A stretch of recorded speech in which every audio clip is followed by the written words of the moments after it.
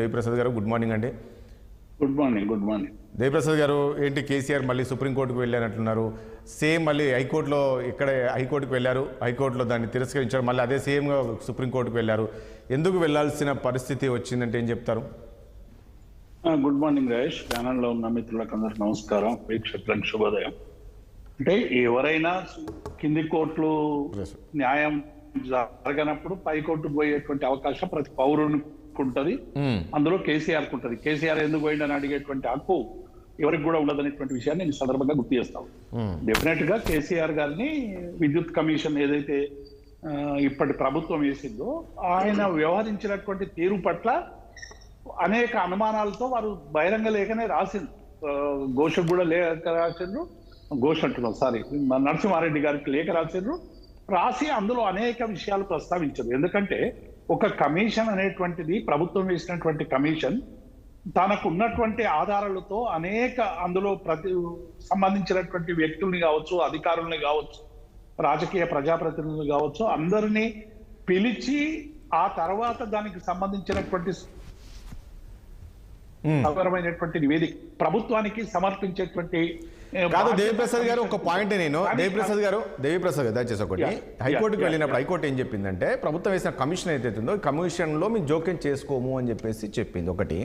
దాంతోపాటు మీరు పదే పదే మాట్లాడారు ఎక్కడ అవకతవకలు జరగలేదు, ఏం జరగలేదు అనేది. ఇక్కడ ప్రభుత్వం చెప్తే 80,000 కోట్లకు సంబంధించి అవకతవకలు ఏమి జరగనప్పుడు హాజరయ్యి మనం చెప్పొచ్చు కదా, వివరణ చెప్పొచ్చు కదా ఏంటనేది. ఇప్పుడు ఈవెన్ ప్రభుత్వం కూడా ఏం చెప్పింది, ప్రతిదీ రికార్డ్ చేస్తాం, వీడియో పెడతాము, లైవ్ ఇస్తాము కేసీఆర్ విచారణకు హాజరైనప్పుడు అనేది చెప్పి, అది కూడా పబ్లిక్ తెలుస్తుంది కదా.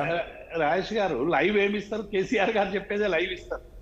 డెఫినెట్ గా చెప్పేది లైవ్ ఇచ్చినా ఇయ్యకున్నా రికార్డ్ అవుతుంది. ఆయన చేసే రికార్డ్ ఏమో తప్పు రాస్తుందని కాదు కదా మా ప్రస్తావన అంతా కూడా ఏం చెప్తున్నామంటే మొదలే ఒక నిర్ణయంతో, అంటే ఆయన ఒక నిర్ణయానికి వచ్చి ఇందులో అవకతవకలు జరిగిపోయినట్టు నిర్ధారించే విధంగా ఆయన పత్రికల ముందు వ్యాఖ్యానాలు చేసినటువంటి అంశాన్ని మేము సీరియస్ గా తీసుకున్నాం. ఎందుకంటే ప్రభుత్వం ఒక కమిషన్ వేసిన తర్వాత గౌరవ న్యాయమూర్తిగా పనిచేసినటువంటి నరసింహారెడ్డి గారు అప్పుడు జరిగినటువంటి విషయాన్ని అటు అధికారులతోనూ చర్చించి ప్రభుత్వానికి నివేదిక ఇవ్వాల్సినటువంటి బాధ్యత ఉన్నటువంటి కమిషన్ ముందే పత్రికలకు వెలువరించడం అనేటువంటిది మేము దాన్ని ఆబ్జెక్షన్ పెట్టుకున్నాం. దాని మీద హైకోర్టుకు పోయినాం. హైకోర్టుకు పోయిన తర్వాత మేము అందులో జోక్యం చేసుకోమని వాళ్ళు చెప్పిన తర్వాత మళ్ళీ సుప్రీంకోర్టుకు పోయినాం.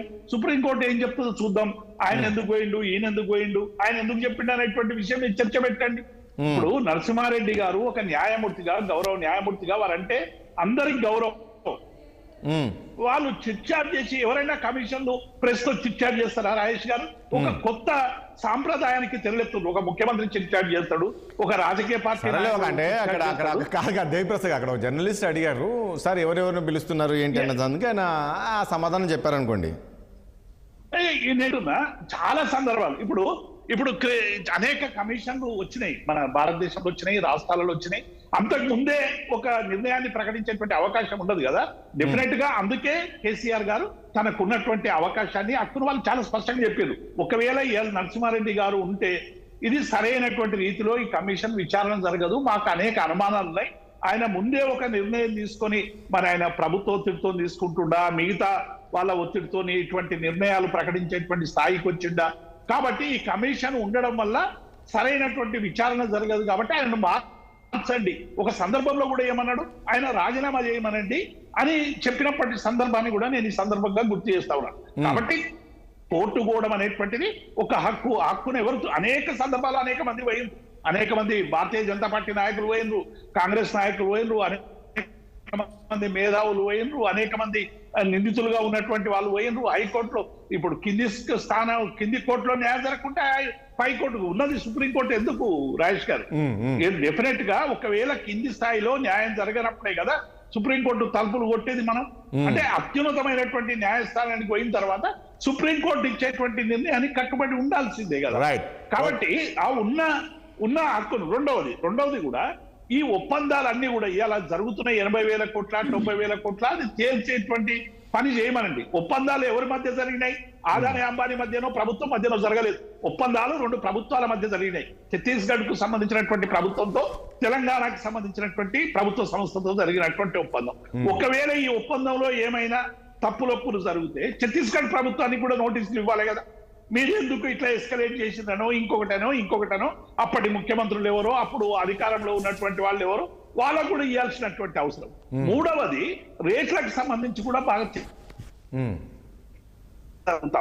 ఇప్పుడు ఉన్నటువంటి స్థితిలో ఐజాన్ డేట్ అగ్రిమెంట్ నాటికి ఏదైతే ఛత్తీస్గఢ్ ఒప్పందం చేసుకున్నారో యూనిట్ రేటుకు సంబంధించి ఆనాడు ఉన్నటువంటి పరిస్థితిలో ఈ యూనిట్ కంటే రేట్లు ఎక్కడైనా ఏ రాష్ట్రంలోనైనా సెంట్రల్ సర్వర్ నుంచి ఆమోదించినటువంటి రేట్లు ఎక్కడైనా తక్కువగా ఉన్నాయా? ఉంటే దాన్ని పక్కకు పెట్టి ఆ కండిషన్ ₹2 కరెంట్ ఇస్తామన్నటువంటి వాళ్ళను పక్కకు పెట్టి ₹3 పైగా ఎక్కడైనా పేమెంట్ చేసిందా? అదే కాలంలో తమిళనాడులో ఇప్పుడు వాళ్ళు అదే చెప్తున్నారు కదా. మీరు ఏం చెప్తున్నారు? దేశంలో ఎక్కడ కూడా ఇంత తక్కువ కొనుగోలు చేయలేదని మీరు చెప్పినప్పుడు ఇదే చెప్పండి అక్కడని అడుగుతున్నారు వీళ్ళు. మీరు ఈ రోజు ఏదైతే చెప్తున్నారో చెప్పడం కాదు రాజేష్, పేపర్ విల్. ఇప్పుడు ప్రభుత్వంలో ఉన్నటువంటి ఏవైతే పత్రాలు ఉన్నాయో అవి చాలా ఇవన్నీ చెప్పడానికి అవకాశం ఇస్తే కదా. మొదలై మీరు తప్పు చేసినట్టు పై ఏం చెప్తారు అంటే ఒక రహస్యంగా లేకుంటే ఒక పారదర్శకంగా జరగాల్సినటువంటి విచారణ అది బహిరంగంగా విచారణ మారితే డెఫినెట్ గా దానికి సంబంధించినటువంటి శాంటిటీ ఉండదు కదా కమిషన్. నిజంగానే కేసీఆర్ మేము చేసినటువంటి తప్పు కరెక్ట్ అయితే విచారణ జరిపి కేసీఆర్ విచారణ ప్రెస్ మీట్ పెట్టకుంటే చిట్చాడు చేయకుంటే ఈ సమస్యనే వచ్చే కాదు. ఇప్పటి వరకు రిపోర్ట్ తయారై బహుశా గవర్నమెంట్ కి ఇచ్చేవారేమో. కాబట్టి ఇవన్నీ ఉల్లంఘించినటువంటి నేపథ్యంలోనే మా హక్కుల్ని కాపాడుకోవడానికి కోర్టుకు వెళ్ళడం తప్ప ఇంకొకటి కాదు. రైట్. సంగప్ప గారు బీజేపీ ఎలా చూస్తుంది? కేసీఆర్ హైకోర్టు నుంచి మళ్ళీ సుప్రీంకోర్టుకు వెళ్ళారు. అక్కడైనా